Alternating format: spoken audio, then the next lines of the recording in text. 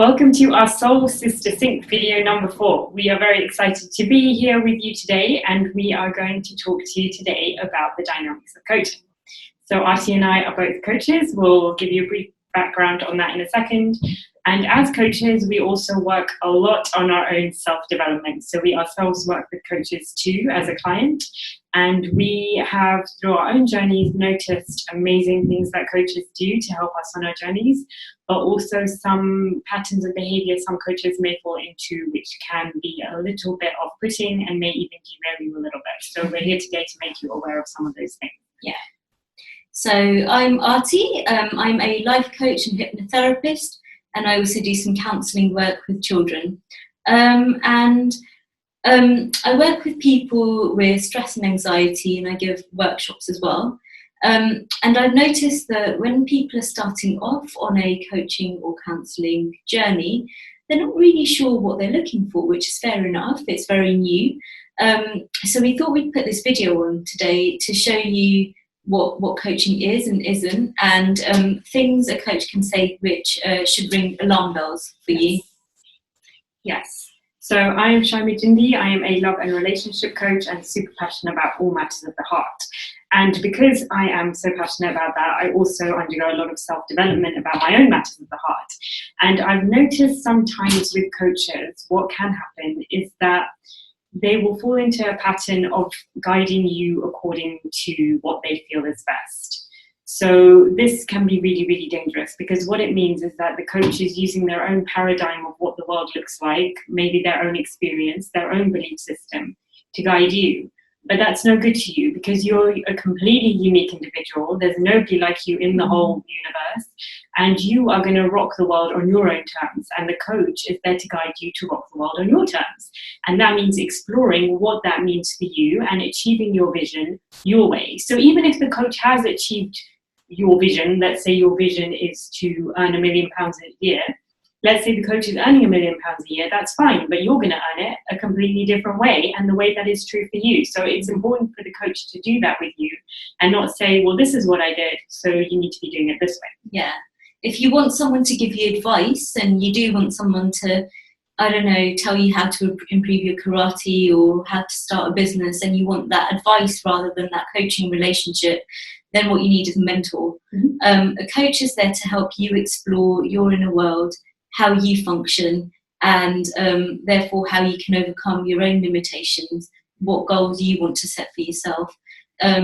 No one knows you 100%, so no one really can tell you what to do. It's up to you to explore that for yourself with the help of someone who can help you tap into your intuition. So really, a coaching journey, what a coach can do is educate you into how the human mind works, how relationships work, and that kind of thing. But what a coach shouldn't do is give you advice on other areas of life, like, you know, where to invest your money or what to do in certain situations in relationships. It's for you to explore that for yourself. So often when a client comes in, I'll tell them how the body reacts in response to a stressful situation, and the fact that breathing can really help that, or, you know, sitting with a good posture, or, you know, all of that kind of thing can really help that. But that isn't advice on how to actually deal with situations they are finding stressful. That's for me and the client to explore together, rather than for me to sort of project my own beliefs about that onto them. Yes. And project is the key word here. We call this projection when the coach starts using their own view of the world and puts it on you, or takes their energy and starts almost infiltrating you with their energy. So you'll be noticing that the questions that they're asking you is coming from their own stuff rather than from your own world. And that's when the alarm bells will ring for you. So we would like to give you a demo of this, because sometimes it's not easy to spot. Even me, sometimes I have to say, is that coming from your energy or mine? So we'll give you an example. Arti will start by coaching me, and what I'm going to do is I'm going to use this squeaky thing. Those of you who played the board game Taboo will know that where this comes from. When somebody says something wrong, you've got to beat this. And so when Archie says something which I perceive to be projection, I'm going to beat this so you can see the kind of things we're talking about. Yeah, and we just want to let you know that these examples are fictional, yes. and we are exaggerating a yes, little bit. Very much. So if we mention like problems we're having with people, the people are probably fake, and the problems are probably fake as well. Yes. But off we go. Hi. Hi. Thanks for seeing me today. So I'm just feeling really, really stressed. I'm so incredibly busy at work. It's like, I'm working 12-hour days, all day, every day. Yeah. Isn't it awful now that they just make us work so hard? And I don't know, companies, I just went self-employed as soon as I could because companies just like whip you. But anyway, you were saying you're working 12-hour days. Yeah, and it's been like this since last January. So it's not even like, projects or anything. It's just constant. So do you have problems saying no? I didn't think I did until you just said that. I probably want to please people, yeah. So I'll take on more than my fair share of stuff. Okay. And I wonder how that feels to be able to please people in that way. It feels good when I agree to it, but then when I'm doing, when I'm still in the office at 8 o'clock in the evening, I start feeling really resentful. Yeah. So you're sort of putting other people's needs first because that feels good for a while. Yeah. But then you're feeling resentful later because you're taking on more than you want to take on. Exactly. Yeah. Okay, so we can pause there. Yes. Why should you be from the beginning? I mean, that's a perfectly reasonable thing to say, right? First of all, Artie, and I know she never does this when she's coaching me, so that was a complete, exaggerated example, but she didn't even let me finish. So I might have been about to resolve it on my own, and she just went in with that, oh my God, yeah. Yeah. So a good coach will always let you finish your sentence. You can ramble on for as long as you want. This is your time, and literally your time to talk. Yeah. And then there were many more examples. With the caveat that you've got an hour or an hour and a half of what you booked with them. So towards the end of the session, because they want you to leave more positive than you came in, they might start interrupting to get you to resolve some of your stuff. Yeah. But at the start of the session, certainly you shouldn't be interrupted like that. Yes. Yeah. And then there was some very clear examples of where Archie was putting her own stuff in. So, her opinion that companies always work you too hard, the fact that she went self-employed as soon as she could. I mean, it's fine for the coach maybe to give you some examples of this could be explored or that could be explored, but that was almost like why don't you go self-employed? Yeah. Or the client might perceive it that way. Yeah. Yeah. The coach can give examples of themselves or their clients who have resolved issues in a certain way, but it shouldn't be as direct as that. It should be a sort of, you could explore this if you wanted to, and after the conversation has gone on a while and you've come up with your own ideas, rather than straight in there with I didn't even know whether Shaima had thought about it or not, and I went straight in there with my own idea. And then do you have problems saying no? I was like, whoa, okay, you're giving me a complex here. So again, it's not for the coach to start analysing your personality per se. She might say, well, where do you think that comes from? Like you very nicely did when you were being a good coach afterwards. How do you feel about that? What does that bring out in you? Those kind of things are fine, but it's for me to then say, maybe I have problems saying no. It's not for the coach to kind of put that on you. Yeah. Because you can then end up with a complex that actually you didn't really have that problem, but now you think you do because someone's told you do.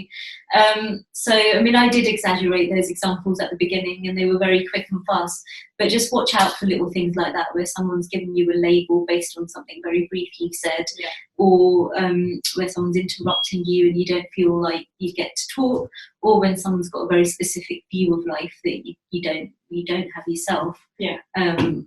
A good coach you always connect with. So if you don't feel that connection to a coach because they've got a different view of life to you, then you're going to find it really hard to work with them in the future.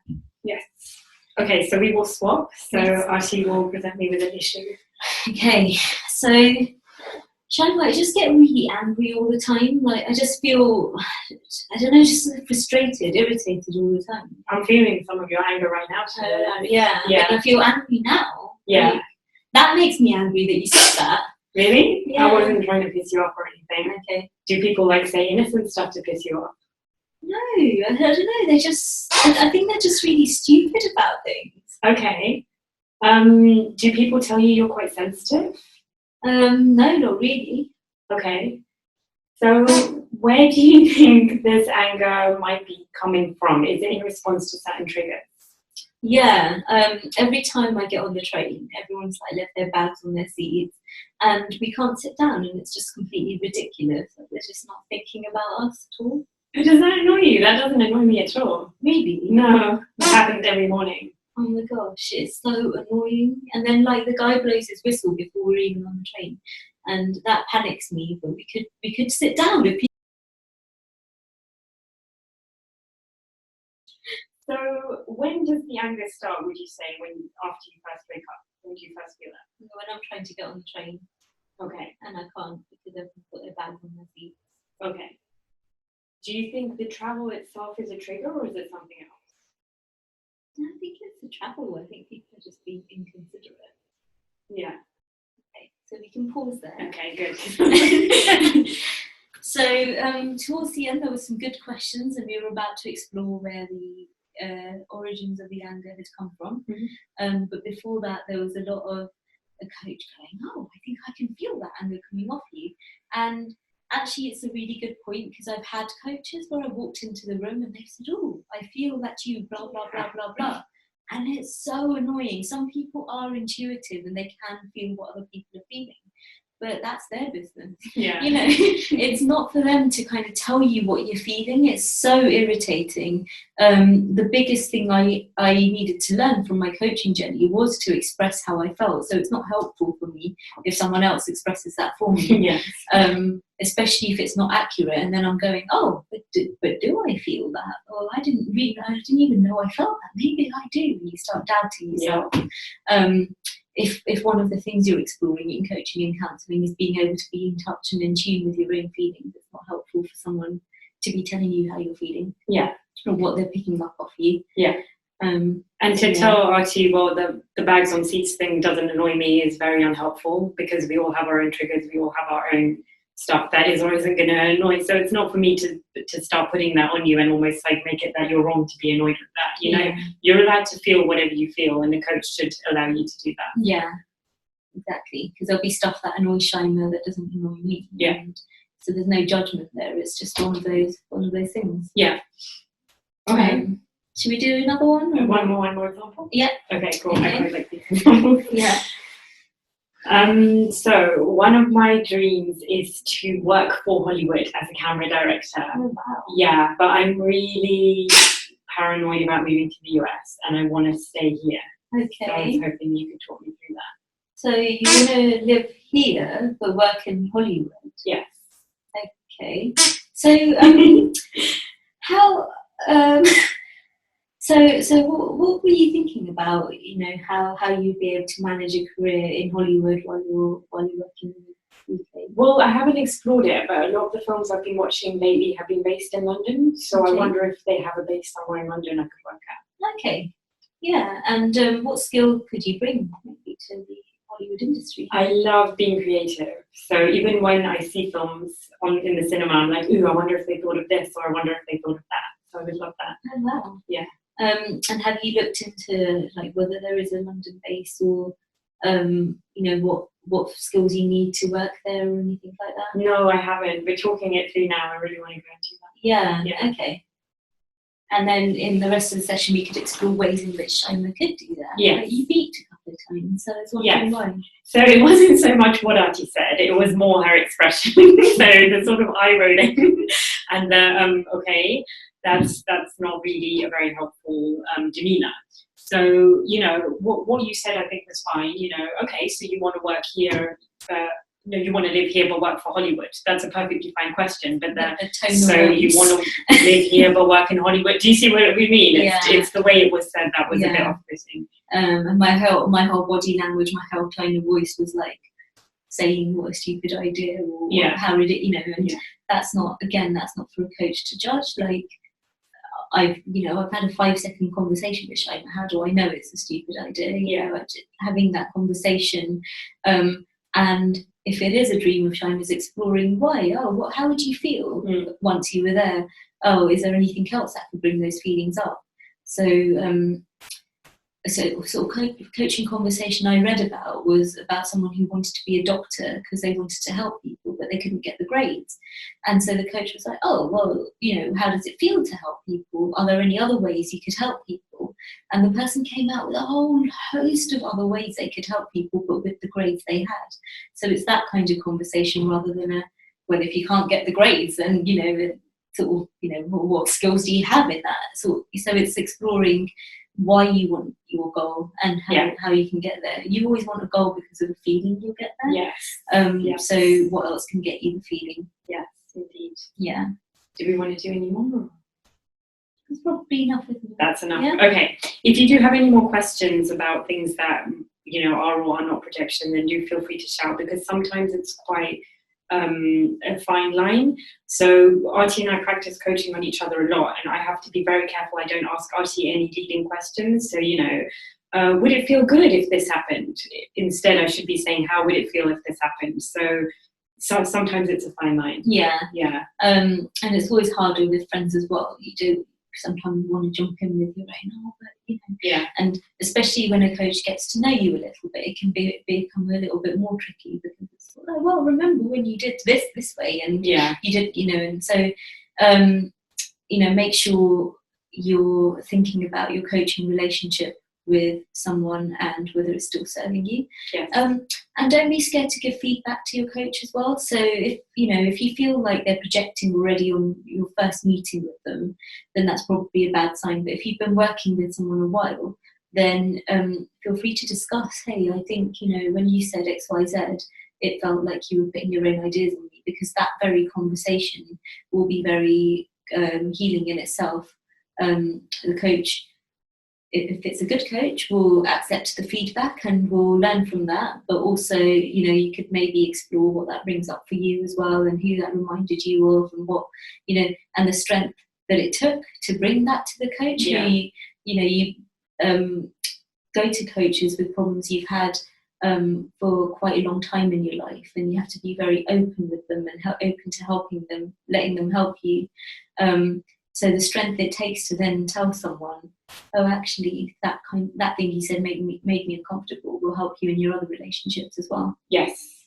And use your intuition. So if the coach says something and you leave the session feeling a little bit negative, and when I say negative, it's fine for a coach sometimes to challenge you or to maybe encourage you to think about things in a certain way. But if you just come out thinking, I don't think he or she gets my vision at all, or I feel completely deflated now, those are alarm bells. So trust your vision, of course, and trust your intuition. And also remember to protect your energy. That's number one in any situation.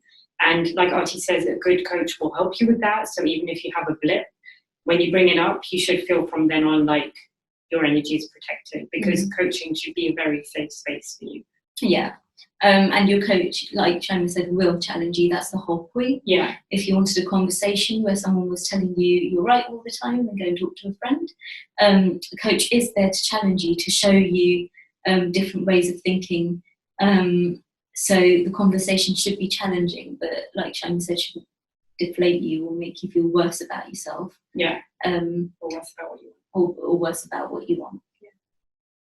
So great. Thank you. Artie and I are always here if you do have any questions. If you're working with a coach and you're not, too sure about how it's going, then always feel free to give us a shout. Yeah. And we will see you on our next Soul Sister Sync video. Yep. See you next time. See you soon. Bye.